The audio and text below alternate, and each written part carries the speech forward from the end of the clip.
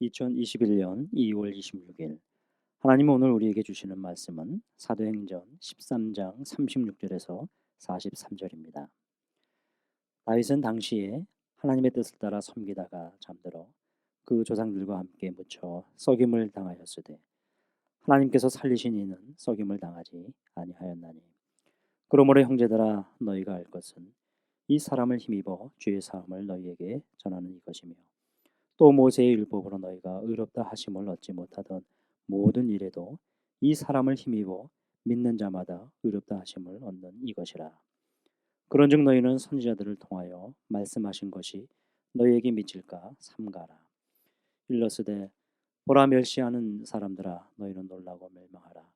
내가 너희 때를 당하여 한 일을 행할 것이니 사람이 너희에게 일러줄지라도 도무지 믿지 못할 일이라 하였느니라 하니라. 그들이 나갈새 사람들이 청하되 다음 안식일에도 이 말씀을 하라 하더라. 회당의 모임이 끝난 후에 유대인과 유대교에 입교한 경건한 사람들이 많이 바울과 바나바를 따르니 두 사도가 더불어 말하고 항상 하나님의 은혜 가운데 있으라 권하니라. 오늘 이 본문을 통해서 믿는 자마다 의롭다 하심을 얻으리라 라는 제목으로 은혜를 나누고자 합니다. 오늘 본문은 지난 장에 이어 바울이 비시디아 안디옥 회당에서 한 설교입니다. 성경에서 바울이 많은 지역을 다니면서 복음을 전하며 설교했지만 그의 설교 내용이 고스란히 쓸린 곳은 이곳이 유일합니다.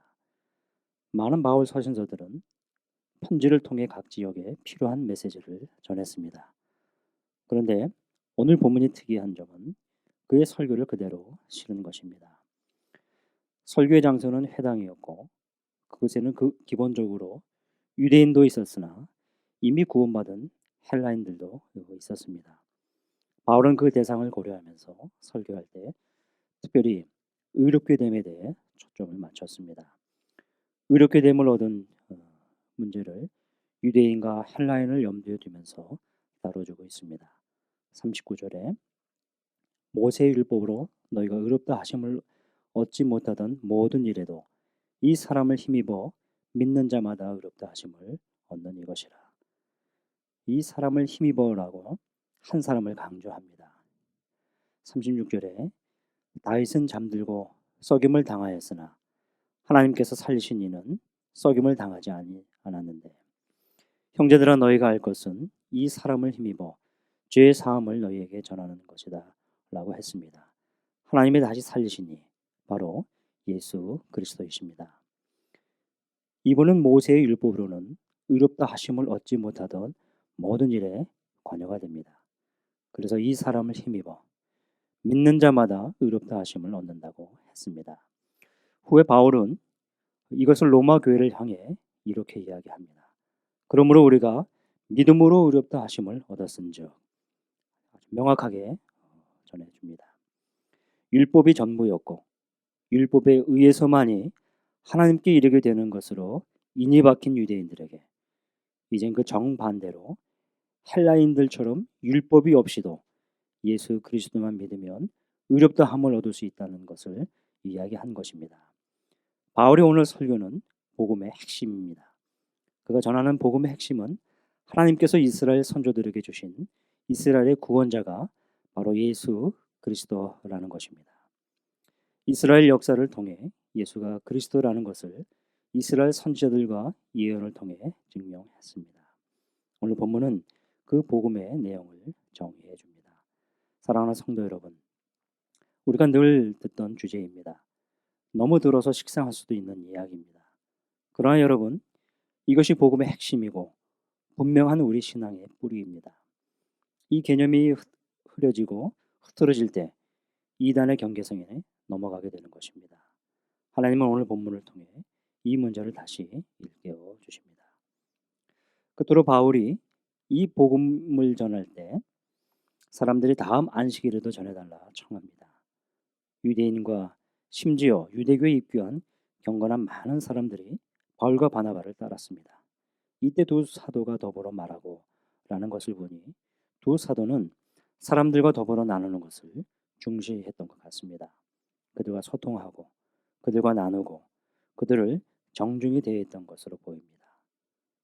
마지막 구절에 항상 하나님의 은혜 가운데 있으라 권하는 것으로 보아 그들을 그냥 방관하지 않았던 것으로 이해합니다. 그들에게 하나님의 은혜가 필요함을 권합니다. 하나님의 은혜는 나에게도 우리에게도 그리고 그들에게도 필요한 것이기 때문입니다. 사랑하는 성도 여러분, 하나님의 은혜가 절실히 필요하신가요? 먼저는 그분의 은혜가 절실히 필요한 나 자신을 돌아보시길 바랍니다. 하나님의 은혜가 없이는 살 수 없습니다. 하루조차도 견디기 어려울 수 있는 존재입니다. 하나님의 은혜를 구하는 하루가 되시길 바랍니다. 그리고 오늘도 이 은혜가 절실히 필요한 사람이 있을까요? 성령께서 생각나게 하시는 사람이 있나요? 오늘 약속한 사람, 생각나는 사람, 그를 주님께 인도합시다. 전화나 문자를 보내고 하나님의 은혜를 나누면 그에게는 생각보다 큰 하루가 될 것입니다. 기도하겠습니다. 사랑하신 하나님 아버지, 복음을 큰 선물로 주셔서 율법과 행위에 매달리지 않게 해주셔서 감사합니다. 힘겨운 노력이나 더 이상의 공을 쌓지 않아도 의롭다 하심을 얻게 해주셔서 감사합니다. 오로지 한 분을 보내주셔서 그분만을 통해 값없이 의롭다함을 얻게 해주신 은혜가 얼마나 크신지요. 이 은혜를 날마다 기억하며 은혜 안에서만 살게 하여 주시옵소서. 주님, 오늘 이 은혜가 꼭 필요한 사람 있습니까? 그를 제게 보내주십시오. 그에게 위로를 전하고 그가 설 수 있도록, 그가 이 세상을 견디고 다시 일어날 수 있도록, 또 그가 하나님을 향해 다시 돌아오고 그도 역시 주의 은혜 가운데 살 수 있도록 역사하여 주시옵소서. 예수님의 이름으로 기도합나이다. 아멘. 이 시간 다 함께 기도하겠습니다. 말씀을 생각하며 복음에 대한 이해와 깊이를 더하여 주시옵소서. 하나님의 은혜 가운데 살게 하여 주시옵소서. 이 은혜가 필요한 사람들을 돌보게 하여 주시옵소서. 코로나19의 조속적인 종식과 교회와 모든 성도들, 이웃들의 안전을 지켜 주시옵소서. 선교사를 위해 기도합니다. 이찬호 송영희 선교사님의 동남아시아에 있는 선교사 케어 사역을 잘 감당하고 미국에서 학업과 직장 생활하는 자녀들을 인도해 주시옵소서. 김성호 집사님의 목 디스크 시술을 인도해 주시고 조속히 회복시켜 주시옵소서. 담임 목사님 청병을 위해 기도합니다. 연희교회가 십자가에서 죽으신 주님의 은혜에 감격하여 힘있게 믿음의 길을 걸어갈 수 있기를 이끄시는 목회자를 모실 수 있도록 담임 목사님 청빙 가운데 모든 성도들이 마음이 하나가 되고 기도에 지치지 않으며 경건 생활에 충실한 성도들이 될 수 있도록 특별히 청빙위원들에게 분별력을 주시고 하나님의 생각과 방법이 아닌 오직 주님의 뜻과 방법으로 준비된 목회자를 모실 수 있도록 특별히 이제 매일 오전 10시 각자의 처소에서 온 교회가 함께 기도하고자 합니다. 주님 인도하여 주시옵소서. 2021년 유년부 겨울 성경학교를 위해 기도해 주시기 바랍니다. 2월 27일부터 28일 그리고 3월 7일 주일까지 두근두근 구원여행이라는 주제로 줌을 통한 겨울 성경학교가 진행됩니다.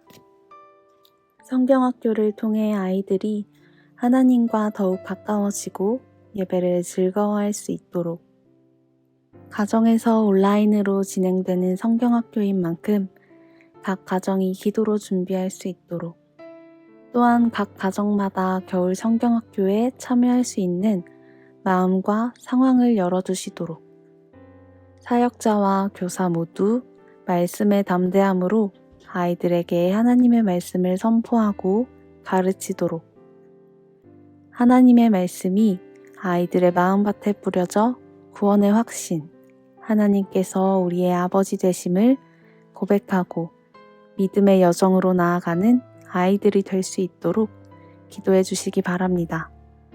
다 함께 기도하시겠습니다.